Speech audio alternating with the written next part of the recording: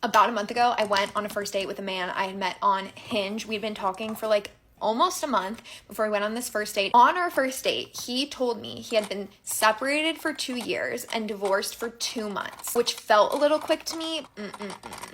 Yeah. I shared with him that I had been recently love bombed and that I was like really trying to slow things down on the dating front and take things really slow because I learned my lesson. Right after the first date, next day, he immediately asked me on a second date. I'm like, no, don't want to move too quickly. Ask me on a date for the next day. No, don't want to move too quickly. Tuesday comes around. He's like, do you want to go on a date tomorrow? Meaning Wednesday. I was like, look at you planning in advance. Let's do it. I said yes to Wednesday. I had plans that Tuesday night to go over to a friend's house for a going away party. And he texted me and was like, hey, I can't wait until tomorrow to see you. Do you want to just grab quick drinks before your going away party? And I was like, yeah, that'd be great. So we go out to drinks at this awesome spot in DC. And while we're sitting there, we're having normal conversation. And I'm joking about the fact that he is 36 because I always find myself dating people in the age range 34 to 36. It's just like my sweet spot. And he's like, well, actually, I have to tell you something. I'm actually 39. My age is wrong on my Hinge. And I was like, do you think I'm stupid? If you got divorced 2 months ago and that's when you made your Hinge, you were lying. If you made it back when you were 36, you were cheating on your wife. So what? Also, I'm pretty sure your Hinge updates every year, like as you get older. Like I'm pretty sure it changes by itself. So I was like, what the fuck? That's so weird of you. I literally demanded he show me his physical ID because I thought that was so weird. And I was really creeped out. And honestly, I should have been out then. So I see his ID, he's actually 39, and I say to him, this is so weird of you. There's no good time when you're dating girls on Hinge to tell them that you're not the age you put on your profile. Like, you could tell them in that first message, or you could tell them, like, when on your wedding day, and no matter what, that's fucking weird of you. Like, that's never gonna be a normal conversation that girls are just okay with. Like, just make it your regular age. Obviously, you're trying to show up on Hinge for, like, young women who you can, whatever. Anyway, so we finish drinks, we kiss, it's a good time. He goes home, I go to my friend's going away party. And I pose a question to the group. I'm like, hey, he lied to me about his age. It feels kind of sus. What does everyone think? My best friend, who was right, is like, get out of that situation. That is freaky, girl. But all my other friends at the party were kind of like, oh, you're just collecting data. Like, that's a first data point. Like, yes, that's concerning, but why don't you collect more data and see how you feel about the guy? Because at the time, I really liked him. We had great chemistry. He was super attractive. Like, we just vibed. But also, like, maybe part of that vibe and part of why that was exciting is because I could sense, like, something was off, or, like, we had that chemistry because, like, there was that excitement and spark. But, like, a lot of the time, like, good, healthy relationships start, like, more of a slow burn, or, like, with a friendship. Like, I should have known that that spark was indicative of, like, there's something wrong here. So now it's Wednesday. It's time for our pre-planned date. And the first 2 dates he had come into DC for me. He lives in Maryland. So I said, hey, I'd be happy to come out to Maryland for you. I feel badly that you're always coming to DC. And he was like, well, you don't have a car. And I was like, I have a Metro card. And have you ever heard of that Uber? Or do 36-year-olds not know about Uber? He was like, oh, I have a surprise for you. Be ready at 7. Me, having watched every fucking rom-com, was like, this is so cute and romantic. I'm so excited. Dumb, dumb, dumb. So he comes, he picks me up in his car. I'm like, wow, this is like a real date. He's picking me up, he's driving me to the place, and it's all a surprise. I don't even know where we're going. He takes me to this restaurant in DC called Mercy Me. Food was incredible. And I'm like, thank you so much for dinner. Like, was this a surprise? And he's like, no, I have one more surprise. This man proceeds to say, oh, I have to work in Arlington tomorrow. So I decided to spend the night in DC so I don't have to schlep all the way from Maryland to Arlington for work at 6 a.m. tomorrow morning. Spending the night in DC, got a hotel room. But what he didn't do was ask me to stay over with him. Like, he's that good. Like, he didn't ever explicitly ask that. He made me think it was my decision. So dinner ends, we like go to a bar, we grab a couple of drinks. I'm not even drinking. I'm literally like dead sober and I made these decisions. But we walk out of the restaurant, he's like, do you want me to drive you home or do you want to come up to my hotel room? And I was like, I could use a hotel room tour. I go, hotel room tour, one thing leads to another. Take that as you will. Probably wasn't my best call. Anyway, I wake up in the morning at my own house. I'm on a high. I'm like, last night was so amazing. He's texting me. I'm like, we're getting married. But then I'm sitting there and I'm thinking really hard about it. And where he lives in Maryland is like 30 minutes from me. And Arlington is like 20 minutes from me. And I don't understand logically why someone would get a hotel in the city to not have to drive an extra 20 minutes in the morning. Something's not adding up. My spidey senses, something was wrong. My gut, women's intuition, something was off. I start thinking, I offered to come to his. He lives in his own house. I, live in a house with 3 roommates.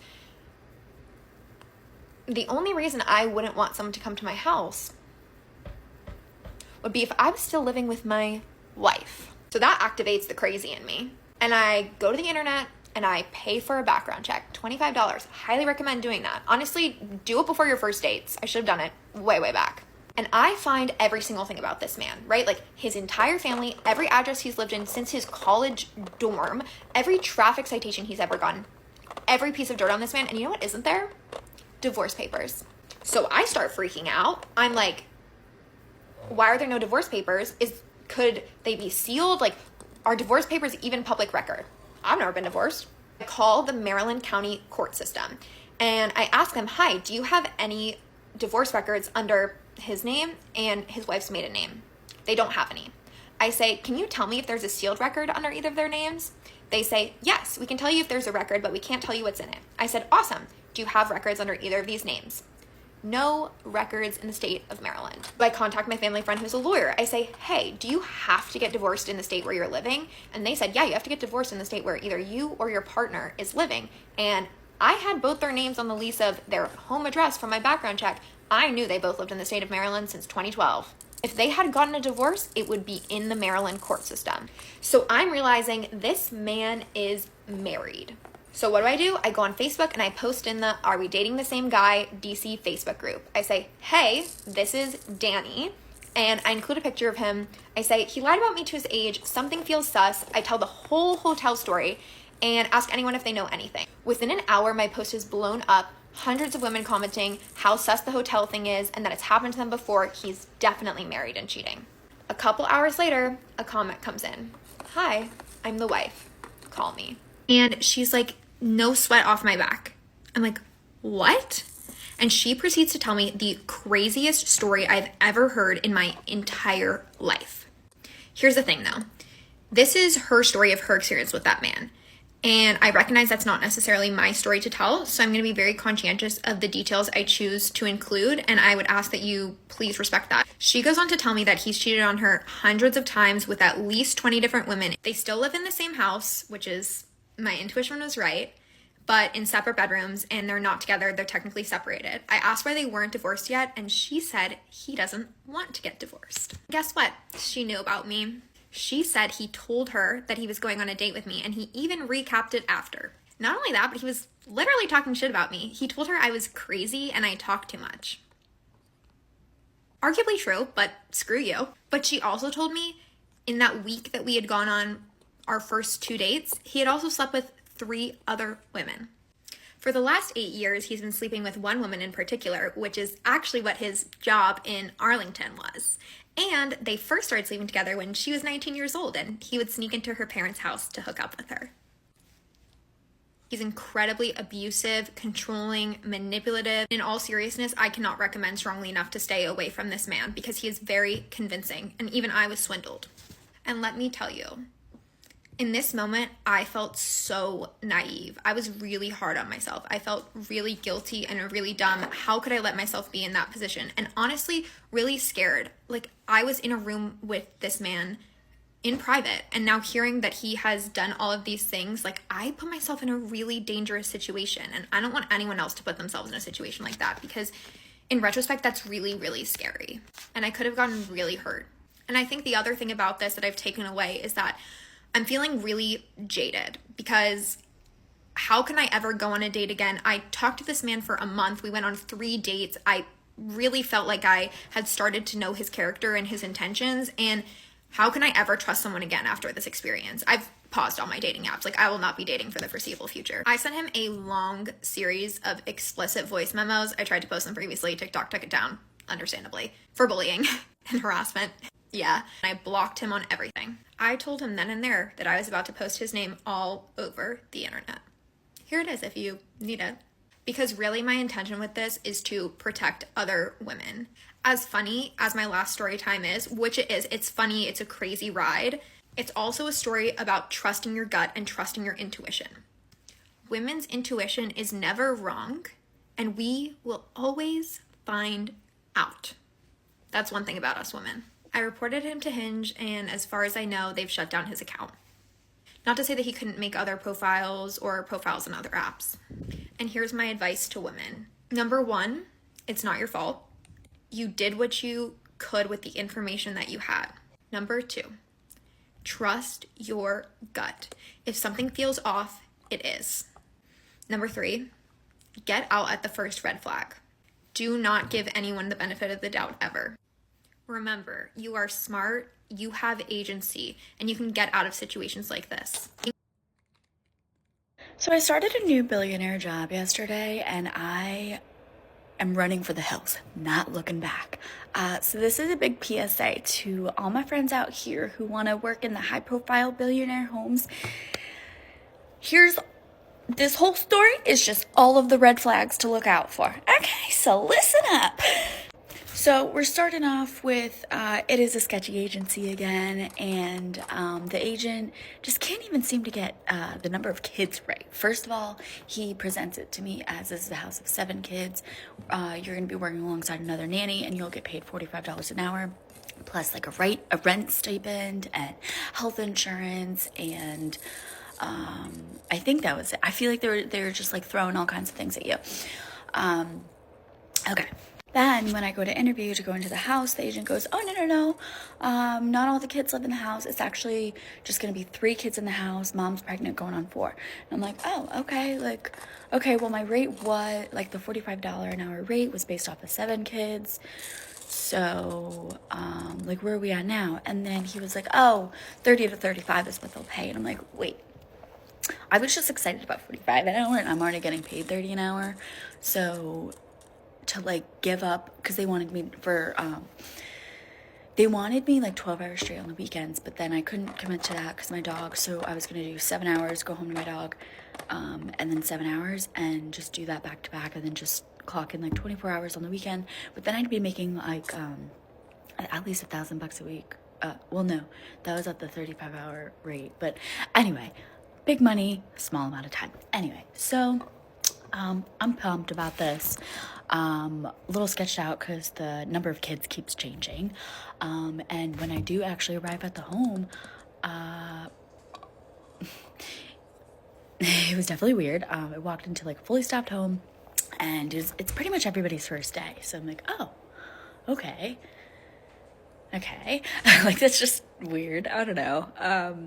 Usually when you walk into fully staffed home, it's oh, the chief of staff has been here for 10 years. And I don't know, it's just kind of, it was everybody's second day or first day or whatever. So, mom eventually comes down, and, first thing she says is, yeah, I don't know where the kids are. I'm like, oh, okay, well, let's go find them. So we, kind of walk all over her mansion. We're looking for the kids. She asked the chef said that way. We went that way. It was the wrong way. So we're walking all over her house looking for kids. So, she's not really asking me questions, and I'm just kind of offering information, and, sweet woman. But things felt weird. And, we get upstairs, we find one child. Each child had their own nanny. So we found the one child, and the nanny was on the floor decorating a Christmas tree, and the mom was sitting on the bed, and then there was a little girl jumping on the bed. And I've only been in this house for 3, 4, 5 minutes at this point. So the little girl is jumping on the edge of the bed, and the mom is on the other side of the bed. So I'm nervous watching this, but I don't know that, I don't know what their life is. So I was just I didn't say anything at first. And then after it was going on for a minute, I was oh, is she okay? And then the mom just kind of leaned over, but wasn't, didn't really have a great hold on her. So eventually it was oh, I can go stand over there. That will just make me feel so much better. Then I can breathe. Yeah, so that was just weird. And then I kind of felt I was a safety person, because the agent is the mom has ADHD. The mom has ADHD. And I'm why are you saying that? So, and then they're well, she had a brain injury. I'm okay. So I'm so what? Why are you telling me this?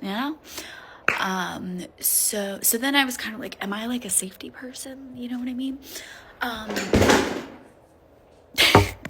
So then fast forward to my first day. I show up, or I text the mom the day before because the agent told me to just like keep reminding them like when I'm coming. Because I'm like, okay. So texted her at 4 p.m. the day before saying like, hey, see you at 8 o'clock tomorrow. Didn't get a response, but I was just like, okay, I'm just gonna do what we're doing. So I show up at 7:55 and I rang the little doorbell and nobody was answering it. So the gate was open, so I walked in the gate and like there's a bunch of cameras, so I figured like the motion sensors or something would like set it off, or maybe I could find like the chef like cooking in the kitchen and just, you know. So I was trying not to like wake up the whole house by ringing doorbell 100 times or anything. So yeah, so I'm looking for someone. An hour passes by and I still don't find anybody. So then, and it's a Sunday, so it's not 8 o'clock in the morning on Sundays, and I don't want to like wake the whole house up. So by the time it's 9, I text the mom saying like, hey, I'm here. Just let me know when you guys are awake. So she goes, oh my goodness, I didn't know you were here. Like, come on in right away. So I come in and she's like, hey, I don't know where the kids are. And I'm like, okay. And she's, yeah, can you text my husband? And I'm like, okay, sure. Can I have his number? Like, I didn't even know his name at this point. Like, I'm just like, what's going on? And like, they were really like, we need a nanny ASAP. Like, I moved things around for them. So it was just like, what's going on here? She's like, yeah, just text them. And she's like, I'm just sitting there in her kitchen. So then I'm like, do you want me to like make breakfast or something for them? She's like, you know, I'm about to leave for a trip, so you can maybe like help me pack. I'm like, okay. And like, I didn't want to just be like on top of her. So I'm like, all right, I'll go hang out in the living room and you just like let me know what you need from me, when you need me or whatever. And she's like, great. And I'm like, okay, cool. Cause I, you know, like it's just weird being in homes. So anyway, so, Dad texts back and he goes, Chloe, let me call you. And he calls me and he goes, Chloe, go outside. And I'm like, okay, weird, but okay. And then I go outside and he goes, okay, go walk by the pool because you're being recorded right now. And I'm like, what am I fucking getting into? So he goes, listen, I love my wife. I love her to death, but she's mentally ill. And he told me an extremely disturbing story of something that happened. Like, so I'm in like protector mode. Just all I care about is kids and keeping them safe. So I'm just like, how can I help? You know, weird scenario. I'm just walking in. I don't know anybody. How can I help? Can I help? And so he says, you can help me by jumping on a plane right now and just kind of like coming to our house indefinitely, to our other house. And I'm like, can't do that. I have a dog. And he's like, bring her. And I'm like, she's crazy. Thank God. Thank God. And when I say crazy, I mean like she has separation anxiety and like she's just a little baby. Like she's my baby. I like to treat her like a baby and I don't want like a, yeah. Anyway, didn't want to add to the clear drama. So, and they have dogs. So I'm just like, no, we don't need to deal with this. So also I haven't even met this guy yet. So I'm like, that's crazy that he's just like, you want to hop on a plane and come move into my, like, no. Okay. So that's when I'm starting getting weird. And when he's on the phone, he's talking about his wife. He is being very like like, I love her. Like this isn't her. Like he was being very like, I was for it. So he's like, okay, can you go inside and like go grab your bag?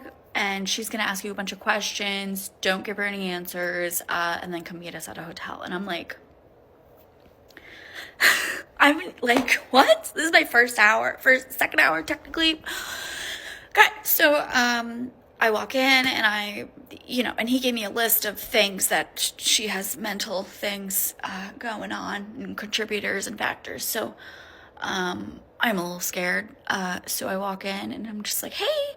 And she goes, hey, what did he say? And I just said, he just said to go home for the day. I don't know. And I guess I'll just text you my schedule and I'll just we can check back in. And she goes, okay, like, sorry. And I was like, okay, it's fine, and just like, let me know if you need any help. And we just kind of left it at that. So I walk in the room and I go and I grab my bag and then I come out and then she goes, he wants me to go to the hospital. Or she's on the phone and she says this. And I'm like, like, I didn't really know what to do. Like, my hand's on the door. She's saying this, and like, she's on the, and so I'm just like, let me know if you need any help. Like, and I left, and then he tells me to go to this hotel. So I go to this hotel, and then oh my God, I'm trying not to run out of time. Okay, so then I go and I meet another nanny. I hang out with the kids for 6 hours alongside this other nanny who stressed me out. Okay, so we just left off that they want me to meet them at the hotel. So I'm driving 25 minutes to this hotel, and I was kind of getting, I mean, there was a lot of things going on, but I was just kind of getting sketched out. Like, it wasn't a very fancy hotel. And I'm just like, okay. And like, the more I'm thinking about this, I'm like, I don't know these people. Any billionaire could just like say, I need somebody to come into my home and then like do a bunch of background checks on me. Like, they did a ton of vetting on me. But like, we don't vet them. So I'm just getting scared at this point. I'm like, I don't fucking know what's going on. So I'm driving here, and the dad texts me. He sends me in a group chat, and he says, okay, like, coordinate with the nanny. So she starts texting me, and I'm at this hotel, and she sends me another address to go to, and I'm like, okay. And I pull up, it's 10 minutes away, and it's apartments, and it's like not fancy apartments. So I'm like, is this her apartment? Are they hiding in her apartment? Are we in the fucking safe house again? I'm not doing this. And then I'm like, what if this is a safe house lady? Like, literally, I was getting scared that, like, somebody's gonna, like, have me come into their apartment to, like, beat me up and kidnap me or something. So, I'm staying in my car, and she's texting me, like, hey, we're at the playground. And I'm like, okay. And I don't see a playground anywhere. And I, like, see somebody walking their dog, and I ask him, I'm like, hey, is there a playground nearby? And he's like, no. And I'm like, okay, what the fuck? So then I call her. She answers the phone. I hear kids in the background, so that gave me like a little bit of like faith and hope. But she's like not really like talking, and then she hangs up in like 2 seconds. So I'm like, what the fuck? And then the dad's texting saying like, hey, did you guys meet up yet? And I'm like, trying. She sent me 25 different, like, it's like 2.5 hours in at this point. I've been trying to find this family for like literally 2.5 fucking hours. Okay. So dad ends up calling me, and he goes, oh my goodness, okay. Oh, wait, no. The nanny sends me another address, and it's like, you need to cross a bridge to go there. So I'm like, what the hell? You told me you're in Daniel Island. What the? Okay. So like, I'm just like, I can't take anymore. I even said like, you know what? Maybe I should just come in the afternoon, like when we get our ducks in a row, because I don't know what the fuck is going on. And then the dad's like, I'm so sorry that this is going on. Blah, blah, blah. Why don't you just meet her at the hotel and do that? And I'm like, okay. I still haven't met this guy yet. I also only met one child, haven't met the other kid, and I didn't know. I only met one nanny. I haven't met this nanny yet. So I go back over to that hotel, and I'm hanging there waiting, and I see a woman get out of a Range Rover, and she has 2 kids, and I'm like, that's probably her. So we just kind of go like, hey, and then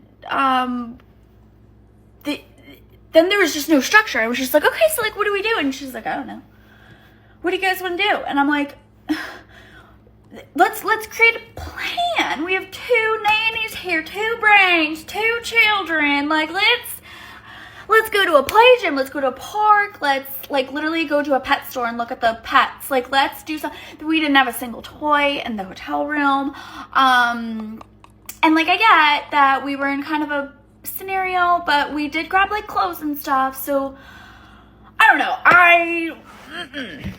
So I get in this car, and we end up going to a playground, and we go there for like 2 hours, and I'm kind of waiting for like what's the plan? When are we gonna leave? Like, are we gonna have lunch soon? What are we doing for the rest of the day? What time do I leave? What time are you leaving? Are you gonna take a break? Like, literally nothing. Every single question I ask her, I don't know. And I'm like, does anybody fucking know? I'm like, who's in charge here, babe? Are you in charge of the 2 kids? And then I don't even want to get into her lack of hands-onness. Like, literally the kids would like walk up to her, hit each other, and she would like look away, and then it was kind of like my responsibility to take care of what's going on.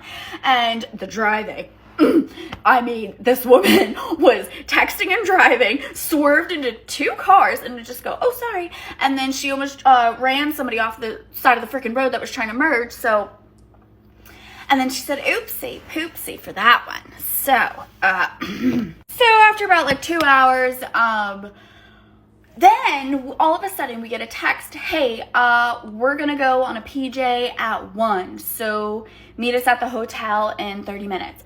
And so like we're about to leave, but also the kids haven't eaten.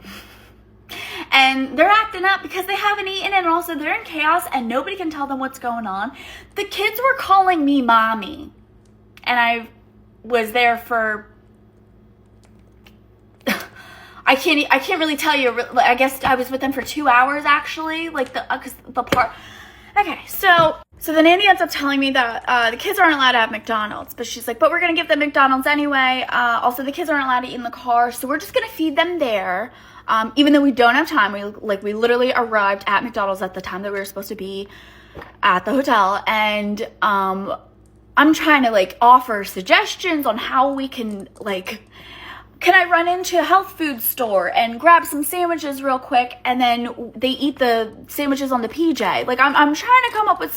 No, we didn't want to come up with any solutions. We just wanted to do what we're not allowed to do, and we just wanted to hide it. Okay. And I'm like, why tell me? Like, just don't even tell me that. Like, I don't want to...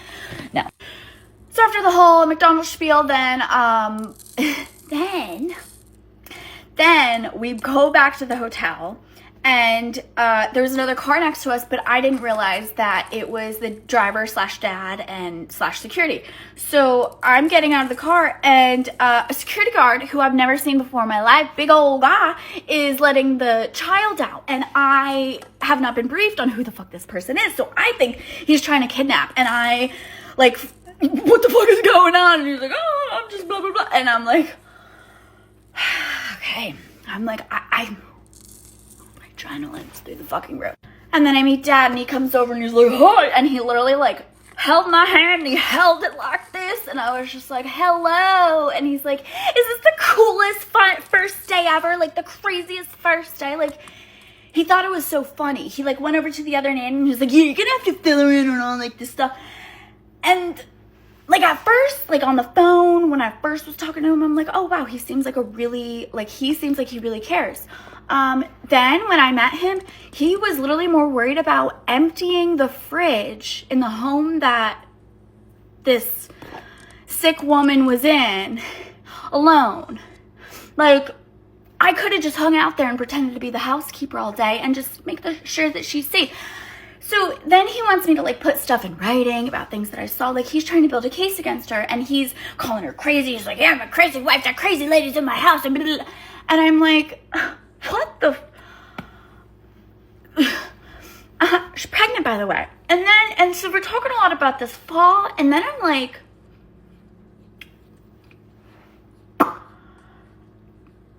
I don't want to say it, but I'm scared. So then, and I'm still not actually scared, and like really, truly scared.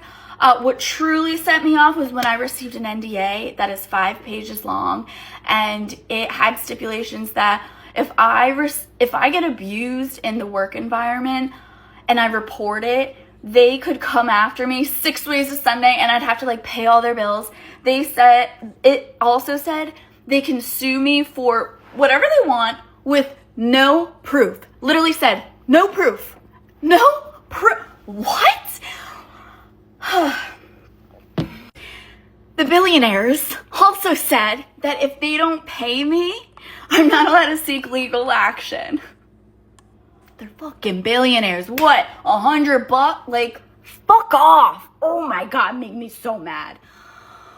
So I think this guy is, yes, I think there might be issues.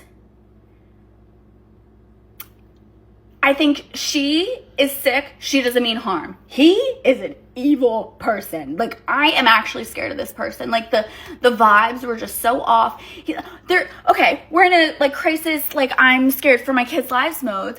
And he had me, like, move the car seats from the Range Rover to the SUV. And then he went in a separate car. He literally went in a separate car to the PJ, and when the nanny could have just driven it home, like, nothing made sense. And I'm like, his priority, when he sees his kids, like, he was like, oh my God, I love it. Like, it was so extra that it made me uncomfortable.